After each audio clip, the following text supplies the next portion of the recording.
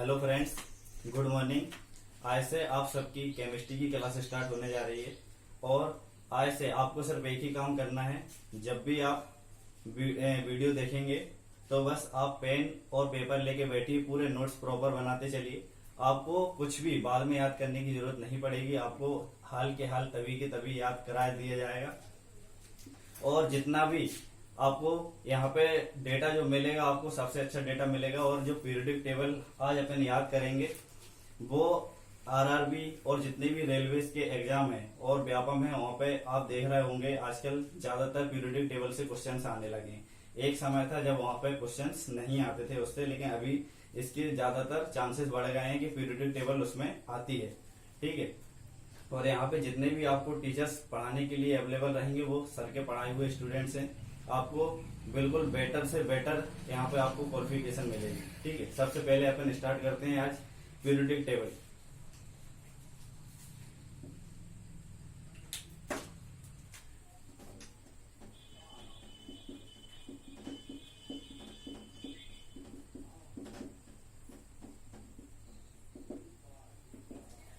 अपन को पढ़ना है पीरियडिक टेबल, लेकिन आज जो अपन पढ़ते हैं वो मॉडर्न पीरियडिक टेबल पढ़ते हैं, पीरियडिक टेबल नहीं पढ़ते हैं। तो अपन क्या पढ़ते हैं?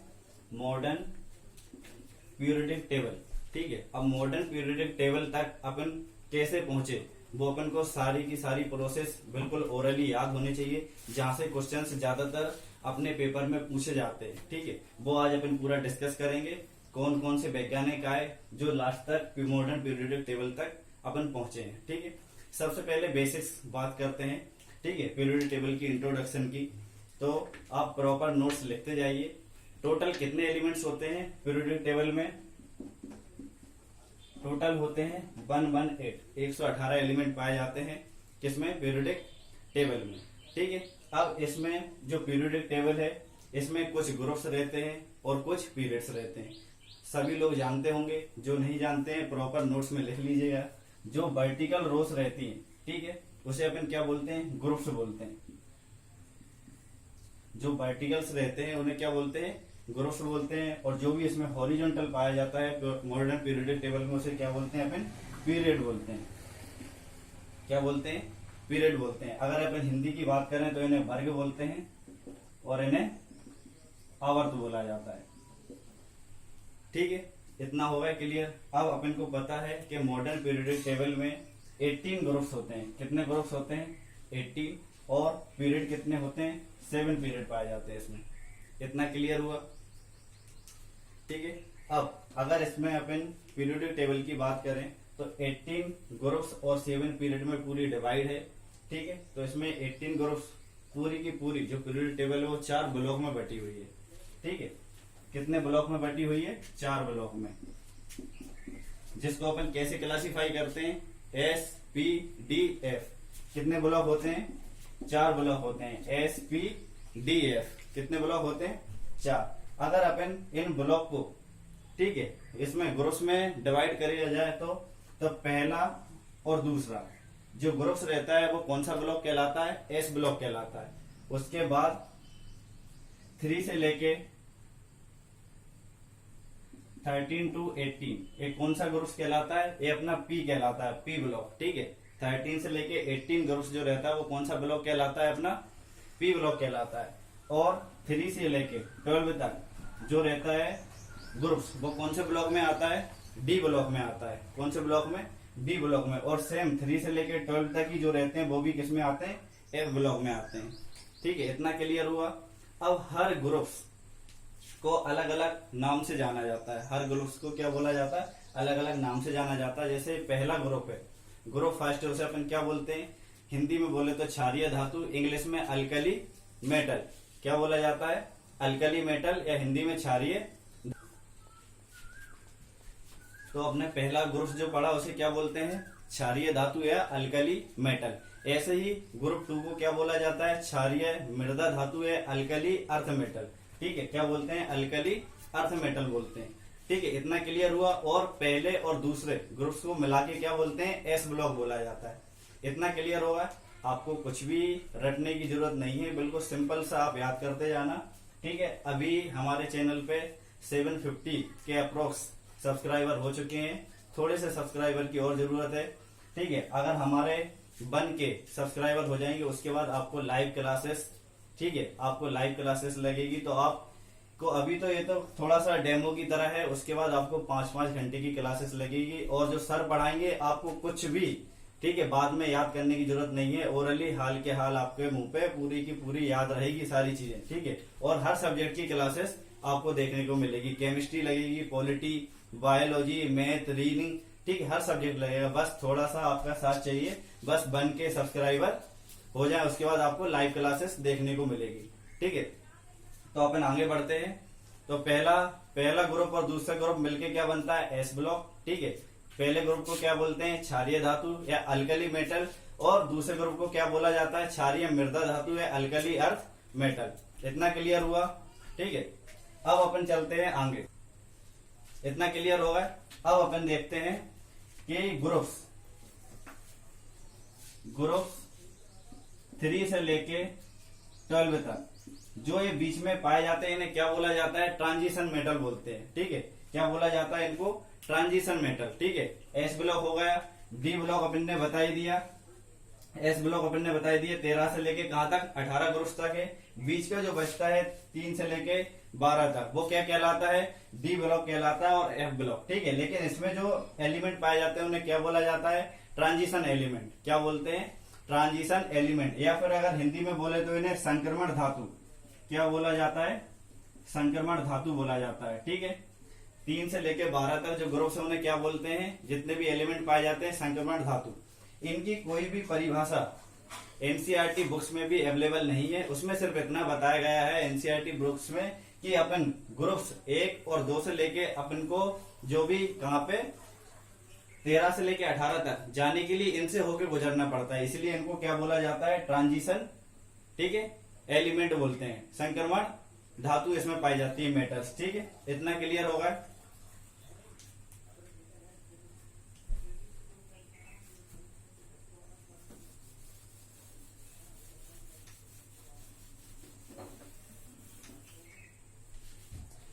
इतना समझ में आया सभी बच्चों को। अब देखो इसमें क्या है कि हर ग्रुप्स को, इतना पहले सभी को समझ में आया। अब थोड़ा सा इसको समराइज करते हैं अपन कि पहला अपना ग्रुप 1। ठीक है, ग्रुप 1 और 2 कौन से ब्लॉक में आते हैं, एस ब्लॉक में आते हैं। ठीक है, ग्रुप 1 और ग्रुप 2 किस में आते हैं, एस ब्लॉक में आते हैं।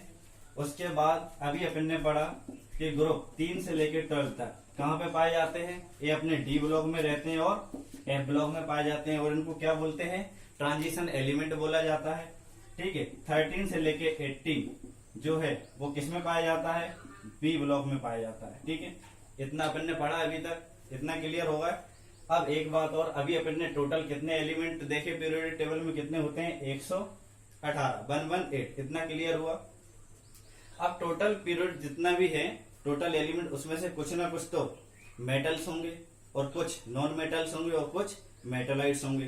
तो बिल्कुल बेसिक्स की बात है, इसमें आप लिखते चलना। मेटल्स कितने पाए जाते हैं, मेटल्स 91 पाए जाते हैं। धातुएं कितनी है, 91 है।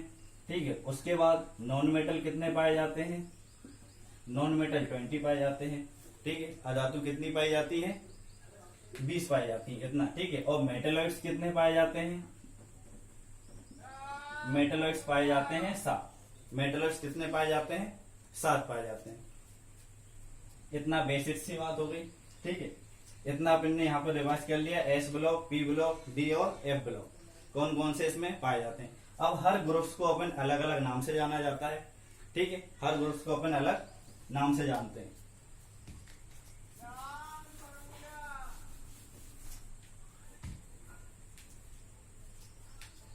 अब अगर अपन ग्रुप 13 की बात करें, अगर अपन ग्रुप 13 की बात करें तो इसको क्या बोलते हैं, इसको बोला जाता है बोरोन ग्रुप। ग्रुप 13 को क्या बोलते हैं अपन, बोरोन ग्रुप बोला जाता है। इसी तरह ग्रुप 14 को क्या बोलते हैं, कार्बन ग्रुप बोलते हैं। ग्रुप 14 को क्या बोलते हैं, कार्बन ग्रुप बोलते हैं। जिनको भी ये थोड़ा सा भी पेचीदा लगे, बिल्कुल टेंशन लेने की जरूरत नहीं है। अभी अपन पूरी की पूरी पीरियोडिक टेबल पे समझेंगे एक एक चीज। हाल के हाल पूरी चीजें याद रहेंगी। ठीक है, ग्रुप 14 को क्या बोलते हैं, कार्बन ग्रुप बोलते हैं। उसी तरह ग्रुप 15 बहुत इंपॉर्टेंट है, इससे क्वेश्चन पूछे जाते हैं। ग्रुप 15 को क्या बोलते हैं, निकोजन। ग्रुप 15 को क्या बोलते हैं, निकोजन बोलते हैं। और कभी कभार आ जाता है निकोजन नहीं आता तो इसको क्या बोलते हैं, नाइट्रोजन फैमिली बोला जाता है। ग्रुप 15 को क्या बोलते हैं, निकोजन या फिर नाइट्रोजन फैमिली भी बोला जाता है। सेम उसी तरह ग्रुप 16 को क्या बोलते हैं, ग्रुप 16 को बोलते हैं चेल्कोजन। ग्रुप 16 को क्या बोलते हैं, चेल्कोजन। बिल्कुल बेसिक्स है और इनसे क्वेश्चंस बनते हैं। और आजकल आप देखोगे हर एग्जाम में, रेलवे या व्यापम जो भी हो, उसमें इस चीज की प्राथमिकता ज्यादा बढ़ गई है। आपको पीरियोडिक टेबल से बहुत सारे क्वेश्चंस देखने को मिलेंगे, बेसिक्स से, जो बच्चे क्या है गलती करके आते हैं। इतना क्लियर हुआ ग्रुप 16 तक। ग्रुप 17 को क्या बोला जाता है, हेलोजन। एक क्वेश्चन बहुत बार आया है। ग्रुप 17 को क्या बोलते हैं, हेलोजन। ग्रुप 17 को क्या बोला जाता है, हेलोजन बोला जाता है। और लास्ट में ग्रुप 18 को क्या बोलते हैं, ग्रुप 18 को बोला जाता है नोबल गैस ग्रुप। क्या बोलते हैं, नोबल गैस ग्रुप। ठीक है, ग्रुप 18 को क्या बोला जाता है, नोबल गैस ग्रुप। और कभी कभार एक नहीं आता है तो इसके अलावा क्या लिख के मिलता है आपको, जीरो ग्रुप। इसका एक और नाम देखने को मिलता है, जीरो ग्रुप। ग्रुप 18 का एक और नाम देखने को क्या मिलता है, जीरो ग्रुप या शून्य समूह। ठीक है, इसको बोला जाता है नोबल गैस ग्रुप को। इतना क्लियर होगा। अपन ने पढ़ा पीरियोडिक टेबल में कि कितने ग्रुप्स होते हैं, 18 ग्रुप्स होते हैं, 7 पीरियड्स होते हैं। टोटल एलिमेंट कितने हैं, 118 हैं, जिसमें से मेटल्स कितने होते हैं, 91, नॉन मेटल्स कितने होते हैं, 20, और मेटल्स कितने होते हैं, 7। इतना क्लियर होगा। 4 ब्लॉक में बैठी है पीरियोडिक टेबल, SPDF। अपन ने समझ लिया कितने कौन कौन से ग्रुप्स उसमें कौन कौन से ब्लॉक में आते हैं। इतना क्लियर होगा।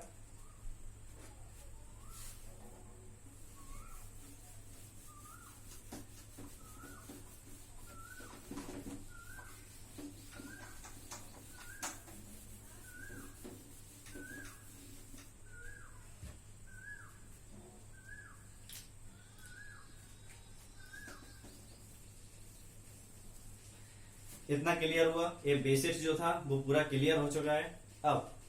अभी अपन जो पढ़ते हैं वो क्या पढ़ते हैं, मॉडर्न पीरियोडिक टेबल। ये बात क्लियर हो गई।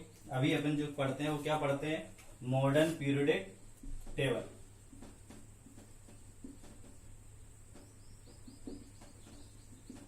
मॉडर्न पीरियोडिक टेबल अपन पढ़ते हैं। मॉडर्न पीरियोडिक टेबल तो सबसे पहले अपन स्टार्टिंग से स्टार्ट करेंगे, बिल्कुल बेसिस के अपन मॉडर्न पीरियोडिक टेबल तक कैसे पहुंचे। ठीक है, मॉडर्न पीरियोडिक टेबल तक कैसे पहुंचे जो अभी अपन पढ़ते हैं। ठीक है, तो सबसे पहले एक वैज्ञानिक हुए डोबेराइनर। कौन से, डोबेराइनर। तो उस समय प्रकृति में कुछ तत्व थे, किसी को कुछ पता नहीं था ज्यादा, तो डोबेराइनर ने क्या करा, उन तत्वों का अरेंजमेंट किया। ठीक है, तो डोबेराइनर ने एक सिद्धांत दिया, त्रिक सिद्धांत। ठीक है, तो पहला, ठीक है, पहला अपन लिखेंगे डोबेराइनर का त्रिक सिद्धांत।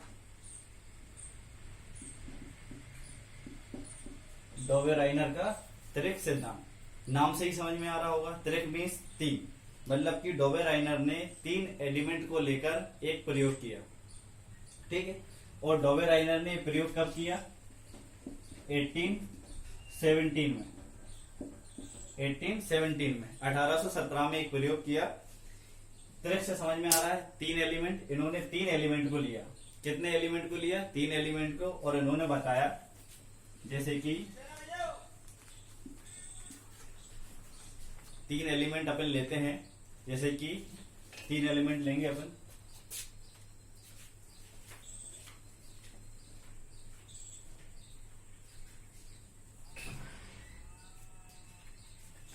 ध्यान से देखना, बिल्कुल सिंपल है। लिथियम, सोडियम और पोटेशियम।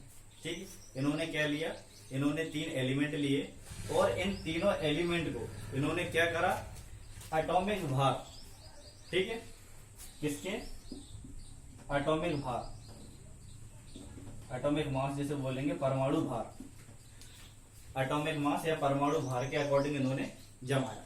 ठीक है, इन्होंने क्या जमाया, परमाणु भार के अकॉर्डिंग 3 एलिमेंट को लिया और उन्हें जमाया। अब इनका अगर अपन मास देखें तो लिथियम का कितना है, 7, क्लियर हुआ, लिथियम का कितना है, 7 है। उसी की तरह सेम सोडियम का कितना है, 23 है। और पोटेशियम का कितना है, पोटेशियम का कितना है, 39। इतना हुआ है। ये इन्होंने क्या लिया, इनका मास लिया, और जो भी अरेंजमेंट करा वो परमाणु भार के अकॉर्डिंग करा। बिल्कुल याद रखते चाहिए, पॉइंट टू पॉइंट क्वेश्चंस आते हैं आपको कि डोबेराइनर का जो त्रिक सिद्धांत था वो किस पे बेस्ड था, तो किस पे था, परमाणु भार पे, एटॉमिक मास पे था। इतना क्लियर हुआ। सबसे पहले अगर तत्वों का वर्गीकरण किसी ने किया है तो किसने किया है, डोबेराइनर ने किया है। उसी तरह सबसे पहले अगर आवर्त सारणी की बात आती है तो किसने दी है, मेंडलीफ ने दी है। ठीक है, जो अभी अपन आगे डिस्कस करेंगे। ठीक है, तो इन्होंने इनका एटॉमिक मास लिया 7, 23, 39। ठीक है, इन्होंने बताया त्रिक सिद्धांत में कि जो पहला तत्व है, ठीक है, और जो अंतिम तत्व रहेगा त्रिक सिद्धांत का, इन दोनों का, ठीक है, इन दोनों का जो औसत है, एवरेज जो रहेगा वो मिडिल वाले एलिमेंट के बराबर रहेगा। ठीक है, त्रिक सिद्धांत में इन्होंने क्या बताया डोबेराइनर ने कि पहले वाला एलिमेंट और आखिरी वाले एलिमेंट का जो एवरेज रहेगा वो मिडिल वाले जो भी एलिमेंट है उसके बराबर रहेगा। देखिए अपन निकाल के देखते हैं, 7 + 39 डिवाइडेड बाय 2 कितना हो रहा है, 46/2 मतलब कि 23। डिवाइड करा कितना, 23, मतलब कि आ गया 23। इनका सिद्धांत इन्होंने क्या दिया, त्रिक सिद्धांत दिया, मतलब कि 3 एलिमेंट लेके इन्होंने प्रयोग किया और उसमें इन्होंने पाया परमाणु भार के अकॉर्डिंग कि पहले वाले एलिमेंट और आखिरी वाले एलिमेंट, ठीक है, दोनों को अगर अपन एवरेज निकाले तो मिडिल वाला जो भी एलिमेंट है उसके एटॉमिक मास के बराबर आएगा। ठीक है, ये बिल्कुल सिंपल सा इन्होंने प्रयोग किया। ठीक है, ऐसे इन्होंने बहुत सारे प्रयोग किए आगे चल के। ठीक है, अपन अभी एग्जाम्पल में एक लिख लेना, समझ लेना इतने में। उसके बाद क्या है, इन्होंने बहुत सारे प्रयोग किए जो अभी अपन आप निकाल के देख सकते हो। ठीक है, उसके बाद क्या हुआ कि आगे चल के इनका त्रिक सिद्धांत क्या हुआ, फेल हुआ है। ठीक है, क्या हुआ, इनका त्रिक सिद्धांत फेल हुआ है। जैसे कि अपन इसमें लिखोगे नोट्स में तो इनमें कमियां लिख लेना, पॉइंट डाल के लिखना कमियां क्या रह गई इसमें। इन्होंने क्या करा कि यहाँ पे तो इन्होंने ये बना दिया, ठीक है, इनका सिद्धांत चलता रहा, लेकिन आगे चल के क्या हुआ कि कुछ एलिमेंट्स ऐसे आए कि जहां पे त्रिक सिद्धांत इनका फेल हुआ है। जो कि त्रिक सिद्धांत क्या है कि पहला वाला एलिमेंट और आखिरी वाले एलिमेंट का जो एवरेज है वो बीच वाले एलिमेंट के बराबर आ रहा, लेकिन आगे चल के बाकी एलिमेंट्स में ऐसा नहीं हो पाया। देखें कैसे, कमियां में लिखना वो,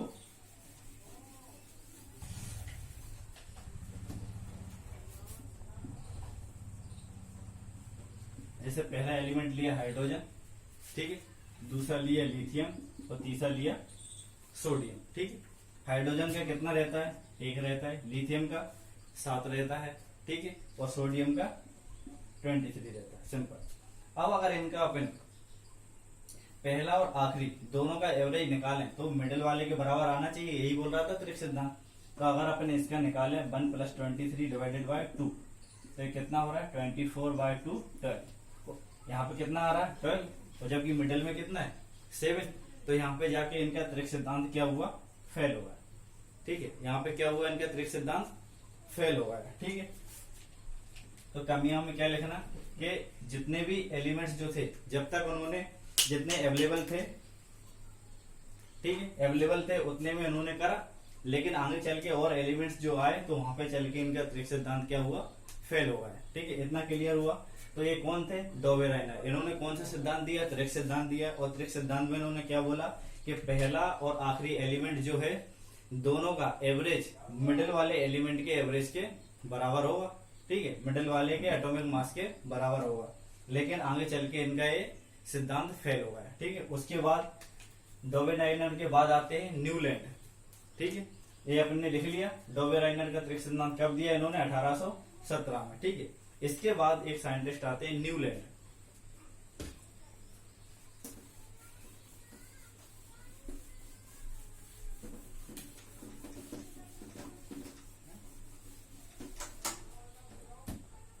इसके बाद साइंटिस्ट आते हैं न्यूलैंड।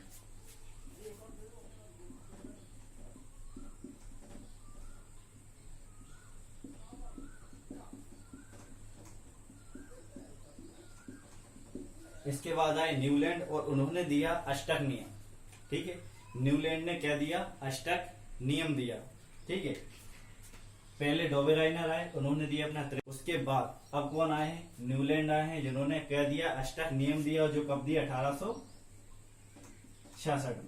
कब दिया? 1866 में दिया। इन्होंने क्या दिया? अष्टक नियम दिया। ठीक है, जब न्यूलैंड का समय आया, ठीक है, डोबेराइनर के बाद, उस समय प्रकृति में अपन को 56 तत्व के बारे में पता था। ठीक है, कितने एलिमेंट के बारे में पता था? 56। ठीक है, तब तक अपन को 56 तत्वों के बारे में पता चल चुका था। इतना क्लियर होगा। अब इन्होंने क्या करा? अष्टक नियम दिया। अष्टक नियम का मतलब यह था कि पहले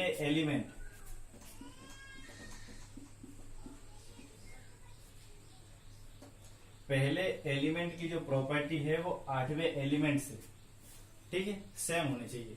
मतलब कि समानता रखनी चाहिए। पहले एलिमेंट की जो प्रॉपर्टी है वो 8वें एलिमेंट से उसकी क्या होनी चाहिए?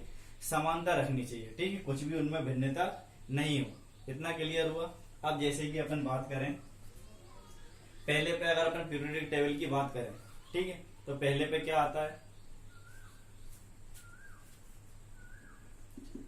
लिथियम। वैसे हाइड्रोजन आता है, लेकिन अभी अपन को 8 का सिद्धांत समझना है। ठीक है, तो लाइन से चलेंगे तो पहले क्या आएगा? Lithium, beryllium. ठीक है, यहाँ पे इधर कहां पे पहुंचेंगे अपन? क्या आता है? Boron, carbon, nitrogen, oxygen. ठीक है, इतना हुआ। उसके बाद फ्लोरीन। ठीक है, और यहाँ पे पहुंचने के बाद अपन फिर से रिटर्न आएंगे तो फिर क्या आ जाता है? सोडियम आ जाता है। ठीक है, जैसे कि थोड़ा सा आपको पीरियोडिक टेबल पे समझाते हैं।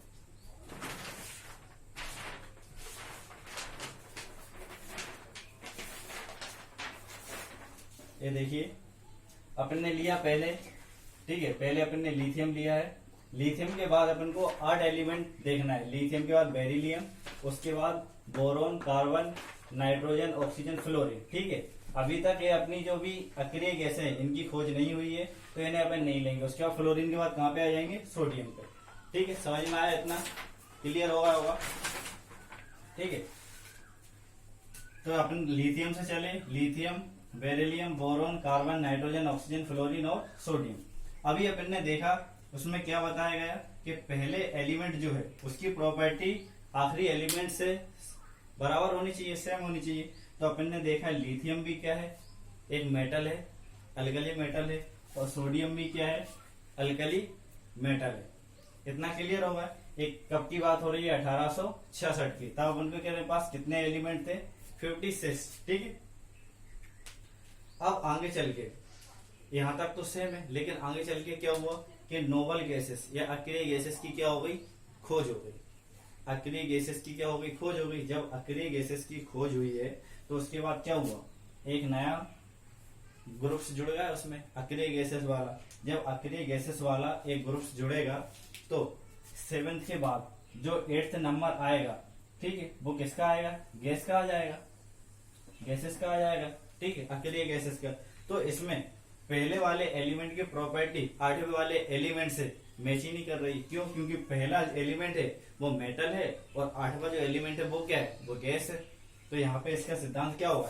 फेल होगा। न्यूलैंड का अष्टक, क्योंकि इसने बोला था कि पहले वाले सिद्धांत जो है, पहला वाला मेटल जो है उसकी प्रॉपर्टी आखिरी वाले मेटल या 8वें मेटल से मैच करनी चाहिए। लेकिन यहाँ पे तो ऐसा नहीं हो रहा है।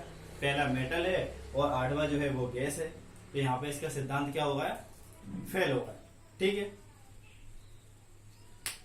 इतना क्लियर होगा। और एक चीज मैंने बताई दी थी कि सबसे पहले तत्वों का वर्गीकरण अगर किसी ने किया है, श्रेय किसको जाता है? डोबेराइनर को जाता है। और आवर्त सारणी सबसे पहले किसने बनाई है? मेंडलीफ ने बनाई है। इतना क्लियर हुआ। अब यहाँ पे अपन को ये चीज भी पता चल चुकी है कि न्यूलैंड के समय पे कितने तत्व पता थे, 56 तत्व पता थे। और इन्होंने कब में दिया था ये सिद्धांत या नियम 1866 में। ठीक है, इतना होगा 1 2 3 4 5 6 7 8। ठीक है, 8 इन्होंने एलिमेंट को लेके दिया। और इन्होंने जो ये दिया था वो एक सॉन्ग के रूप में, जो अपन सभी लोग जानते हैं, किस रूप में दिया था, सारे गामा पाधानी सा। ठीक है, किस में दिया था, सॉन्ग के रूप में, कि सारे गामा पाधानी सा। ठीक है, 1 से लेके 8 तक। लेकिन आगे चल के यहाँ पे जब गैसेस की खोज हुई तो इनके यहाँ पे जो भी सॉन्ग है वो क्या गड़बड़ा गया है। ठीक है, इतना क्लियर हुआ। ठीक है, तो डोबेराइनर ने त्रिक सिद्धांत कब दिया, 1817 में दिया। न्यूलैंड का अष्टक नियम कब आया, 1866 में आया। इतना क्लियर होगा। अब तीसरे वैज्ञानिक आते हैं मेंडलीव। तीसरे कौन आते हैं, मेंडलीव।